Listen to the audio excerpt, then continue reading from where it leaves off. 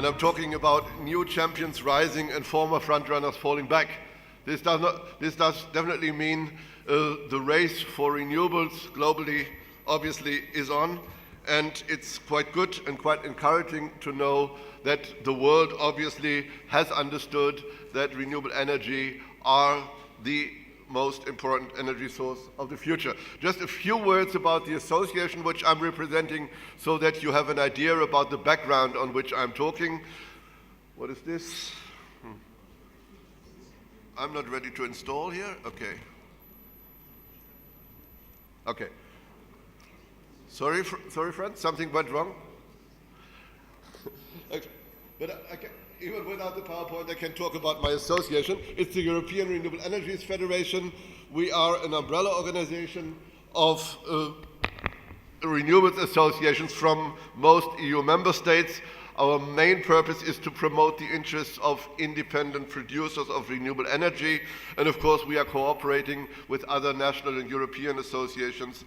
And we are reaching out to international organizations like IRENA, REN21, the IEA, etc., etc.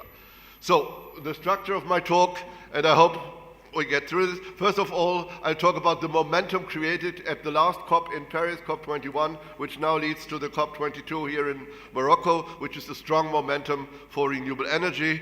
Then I'll talk a little bit about the benefits of renewables, not only for climate change, but renewables have lots of other benefits. Then, of course, I give you an overview of worldwide growth of renewables. Then I'll talk about the old and the new champions, and at the end, a few words about how to make the transition happening. You will all have seen this picture in the media for a couple of times. The Paris Agreement, which is indeed very ambitious and which reunites the world on protecting the climate, it entered into force on November the 4th, after enough countries had ratified it. And now, I think this is one of the most important things, and I understand that this conference in Morocco, the COP in Morocco, is about implementing it. First thing is to have a good agreement. Second thing, of course, is to work on it, to really fully implement it. To remind you, this is about keeping global temperature rise well below 2 degrees or possibly even below 1.5 degrees. This means global emissions have to peak as soon as possible. Of course, this will have to be done faster in developed countries than in developing countries. And of course, rapid reduction of global greenhouse gas emissions will be necessary afterwards. The bad thing, one of the bad things, is that so far, and I think this is what we are all working on, the proposed actions of the countries who ratified and who signed the Paris Agreement, they are not yet enough to keep the world below 2 degrees. They are in the order of magnitude of 3.2, 3.5 degrees. And also Europe, including most of the countries, what they have presented so far is a good and ambitious step, but again, it is not yet enough. On the other hand, the solution is so easy. The most important contribution to keeping global warming below 2 degrees or 1.5 degrees is at hand, is renewable energy for all the sectors. Many people have talked about renewable energy in the electricity sector. This is important, this is good, and this is where most of the progress was made in the past. But of course, renewables are also good for heating and cooling, and renewables can be good for transport. These last two sectors, progress has not been so strong. But I strongly believe with political commitment and of course with ongoing science, research and development, renewables can grow even faster than they are doing now. Let me show you this graph.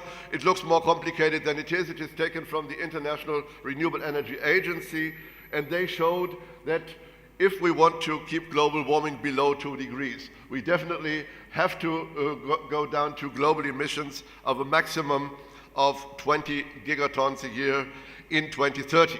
So you see, actual emissions in 2010 was 30,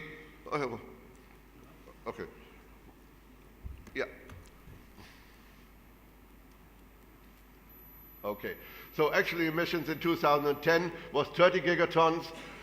Today we are already up to 35 gigatons. And with a business as usual scenario, we would reach 42 gigatons in 2030, which would be far too much. What we would need is 20 gigatons to keep the world on a track towards maximum 2 degrees. And there the International Renewable Energy Agency calculated that so far, with the presented contributions of the countries, we are a little bit above 30. If you go to 30% renewables in 2030, we would nearly be there. And with the doubling option, we could reach, with renewables, 20 gigatons maximum emissions in 2030, and then go down to the necessary levels, which would keep us below that degree. Now, renewables can keep us on the path towards 2 degrees maximum, but renewables are also beneficial for other reasons. And I put this slide with a lot of text on it. Just let me take 3 messages from it. First of all, people always say renewables renewables still are too expensive. Renewables are not compatible. What I did here is, and you can have the presentations later from me, I tell you today renewables in most areas are already competitive. Meaning in the retail competitiveness, just look at the costs of photovoltaics, which have come down dramatically. Nowadays, if you install a photovoltaic panel on your rooftop, normally, at least in the industrialized world, this is cheaper than if you buy your electricity from your electricity provider. If you look at the levelized cost of renewables, they are also in the range of conventional power. I show you in one of my next slides. And even for company style, for wholesale competitiveness, renewables are in the margin. Again, I have here a slide which I borrowed from the remap scenario of the International Renewable Energy Agency. They show that most of the renewables technologies are in the order of cost margins of conventional. This gray area here you see is the average range of new conventional power plants being built. And then you see particularly hydropower has always been, well, it's the oldest form of renewables, of course. It's in the same order of costs as conventional and very often even below. And the most amazing thing, of course, is the fall of costs of solar. Back in 2010, we had still been high above the average costs of conventional. Nowadays, many projects of solar are in the same margin as conventional power. And if you look at self-consumption, if you look at self-consumption on private houses and on industrial sites, this will further go down. Also, wind onshore is mostly in the margins.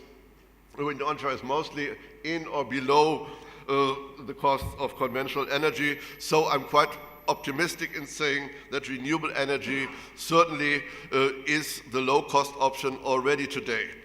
And this is why renewable energy, if we go for more renewables, they will certainly cost something. The costs are in the order of magnitude of $400 billion per year if we go for doubling renewables, but they will also save costs.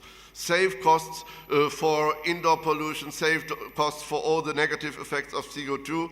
And then this scenario calculates that there will be a minimum of $1,200 billion per year savings, and in the best case, this could even reach $4,000 billion cost saving per year. So again, renewables are beneficial for economic development and for cost saving. And renewables, certainly, they can provide a lot of jobs. Or today, 8.1 million people are working in renewables. Actually, these are the 2015 figures. Meanwhile, it's slightly higher already. Major part in bioenergy and even more in solar power. Let's now look at the individual sources and technologies and how they developed. First of all, investment, because it's all about investment. Nothing happens automatically. And let me say, these slides I took from the Global Status Report, which is presented by an international network, REN21, which my association EREF is also taking part in. They have their headquarters in Paris, in France. What you see here is that after this short break with the economic crisis in 2012-13, global investment in renewable energy is rising again. Last year, even if you do not include large hydro, was 280 $6 billion invested in renewable energy. And what you see as another amazing element, the balance in investment is shifting from developed countries, which is the yellow columns, more and more to the developing world, which is the blue columns. So not only the rich man's energy, it is also the energy for all the countries who really want sustainable and affordable energy. And of course, with the cost decreases, which I just described, this investment will provide more and more installation of renewables. So renewables are mainstream investment today. And let me show you a little bit differentiation about how it goes around the world. What you see here is that indeed China, the People's Republic of China alone, had a steep increase of investment in renewables up to more than $100 billion a year. Then you see Asia Pacific region also now stabilizing at close to 50 billion euros a year. Then you have the United States. Well, this is before the last elections, but actually I'm optimistic that even the new president cannot really slow it down. He can try, but he cannot really slow it down. The disappointing part is Europe, the continent which I'm working with. In 2011, there was a maximum of $123 billion of investment in renewables. Since then, policies have slowed down, and we are back to around 50 billion euros. Political leaders in Europe are just about discussing on how the 2030 targets should look like, how the 2030 framework should look like. But I think Europe is one of the continents, one of the parts of the world which has to accelerate progress in renewables again. But as I said already, there is a clear tendency. The world is going renewables. The world is investing in renewables. Developing countries are catching up. Developed world is slowing down. Other parts of the world, this is the Americas, is investing. Brazil is part of them. India is coming up. And not to forget, this part of the world, Africa and Middle East, last year it was $12.5 billion invested in renewables. From all I know, from all I hear, this figure will increase in the coming years. Just one impression from Europe. In the last decade, more or less, renewables was the mainstream new power electricity source added. In blue, you see wind. For more than a decade, wind and solar plus the other renewables provided more than half of the new capacity. Last year in Europe, 77% of new capacity was wind, solar, and other renewables. So renewables are dominating the power sector meanwhile, but of course this will not continue automatically. What is necessary is a strong political framework to go.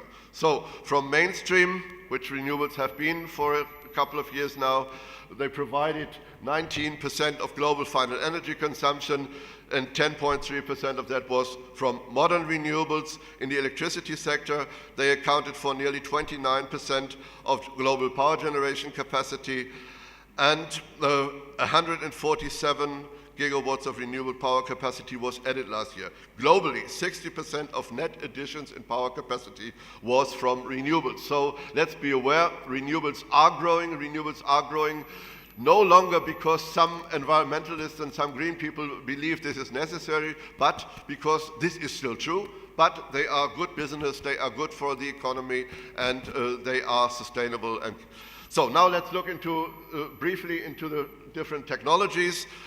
We see that wind power added 63 gigawatts last year, up to 433. So let's see whether at the end of 2016 we will pass the 500 gigawatts threshold. This is possible. It's ambitious, but it is possible. If you look at the countries who have installed wind capacity, this is to a high extent China. US is on the second place, Germany on third place. But as I said, competition is ongoing, so let's see how this continues. Solar PV, we had 50 gigawatts added last year, so that we are up to 227 now. Let's see, this year certainly we will come close to 300 gigawatts installed capacity, and this is certainly encouraging. If you look at the countries who are installing There is the old frontrunner Germany, now more or less stable, not growing too far anymore. There is wind, there is China, growing. There is Japan, still growing. There is the US, growing. We'll see how this continues. And of course, there are some other countries in the world. Concentrating solar power, one of the older renewables technologies where you do not have so many players. There you have the US, there you have Spain, and then you have the rest of the world, where meanwhile, and I'll show you this on some of the next slides, Morocco plays an important role. Solar thermal heating and cooling, it's growing. It has been growing for the last years, so that we have 435 gigawatts thermal installed, still slowing down. And you see many parts of the world have to catch up. More than 70% of the solar thermal heating market is China. But if you look at the per capita distribution, it's different. You have smaller countries, Austria, Cyprus, Israel, Barbados. So, I talked about champions, old and new ones. Don't be irritated by this list. I'll run you through it by highlighting. This is again taken from the Global Status Report, and you see, and of course when I travel to a country, I always look, where is this home country? So I look for Morocco, and this is the all-over installed renewable capacity, and it's the champions. And there I see Morocco now is number 4 already. You can catch up, you can even go higher. Number 4 in concentrating solar power. This is something, and I heard about impressive programs here, but there are the old champions. Let's start with my home country, Germany. When you look at the installed capacity, you see it in renewable power, you see it including, excluding hydro, you see it in wind and solar, and you see it in solar water heating.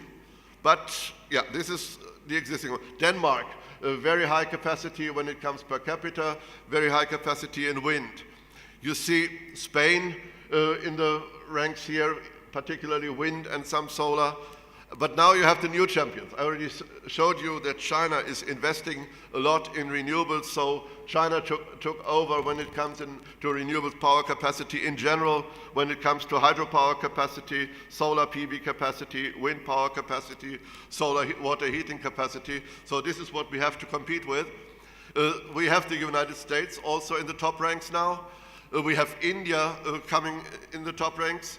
And these are the old champions, and now we look at the new ones, and this we see from the presentation. This is the annual capacity, the new capacity of 2015 only. Then you see Morocco, indeed, now is number 1 for this 1 year in new solar, concentrating solar capacity, and this took Morocco to number 4 in the world in investment in renewable power. So keep up, maybe next year you're number 3, and then you go to the gold ranks.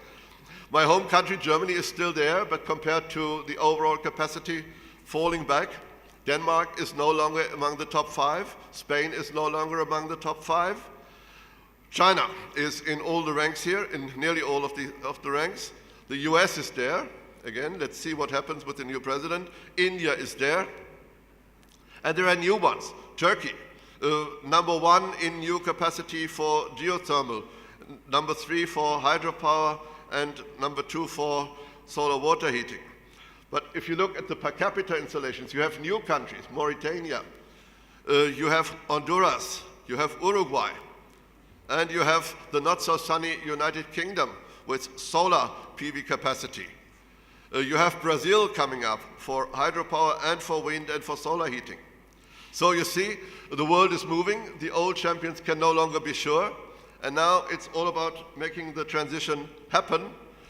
What I will do here, of course, when I thought about preparing this part of my presentation, I thought I could run you through something like 500 different scenarios.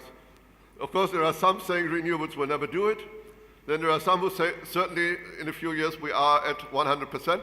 Of course, all this does not really provide insight. What I did here is take one important graph from a relatively new study, which is the Energy Revolution from 2015, presented by Greenpeace, and they showed that with ambitious policies supporting renewables in electricity, heating and cooling and transport, and supporting energy efficiency, decreasing energy demand, there is a good chance that in 2050, mainly based on wind and solar, we can have 100% renewable energy in all the sectors, heating and cooling, electricity and transport. So this is what is feasible with ambitious policies, striving for really keeping to the Paris commitments, and of course tapping the benefits, and, which may also be necessary, fighting the old incumbents in the energy sector who are not flexible enough to go for the new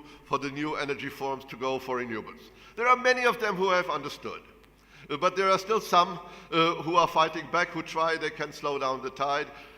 Still, this is the Greenpeace scenario showing, with political commitment, given continued cost decrease, high efficiency, we can go to 100% renewable energy by 2050.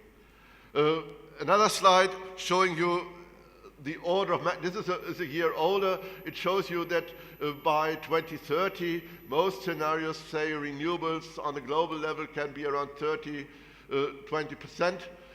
But looking at 2050, there are several scenarios going quite high. At that time, Greenpeace was at 80%. There's the Global Energy Outlook at 50–60%. So most scenarios hold renewable energy very, very high. Most scenarios say that wind and solar will provide the major share of capacity additions. So this is the modern renewables, which certainly will contribute to growth of wind and solar. And of course, sorry, there is a typo, it's IEA forecast, not forecast. The International Energy Agency has always been quite, let me say, hesitant in projecting high shares of renewables. Just recently, they increased their forecast for particularly solar and also for wind. And what I find interesting now from this story, you see that even the IEA, which was founded to preserve and to protect oil reserves and to protect the incumbent energy sector, they forecast that in China, in the US, and in Europe, renewables will be the dominant energy sources in the years to come. They are still discussing about Africa and India and other parts of the world, but even this organization, which has always underestimated growth of renewables, says renewables in some parts of the world will grow very, very strong, will become the dominant force. To reach a high share of renewables, particularly in the electricity sector, we will have to deal with a new challenge, which is called flexibility, because wind is not always blowing, wind is only blowing sometimes, sun is shining particularly at lunchtime, and this is variable, but it's predictable. So meeting demand, which is the blue line, with increasing shares of wind and solar, will be the challenge which has to be overcome. And I can tell you from my experience in Europe, from what I hear in the US, from what I hear in China, this is feasible, and the grid operators, they can really adapt to this challenge. Finally, as I said, flexible markets, smart systems is key to do that. This can be done based on computer techniques, based on smart grids.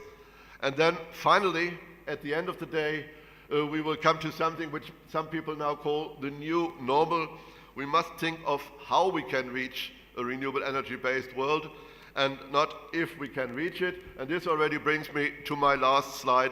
I think it's worthwhile striving really for a sustainable renewables-based energy system, and then it does not really matter whether it comes in 2030, 2040, 2050, but we really have to go this direction to make it happen and to protect our climate and keep it below 1.5 degrees.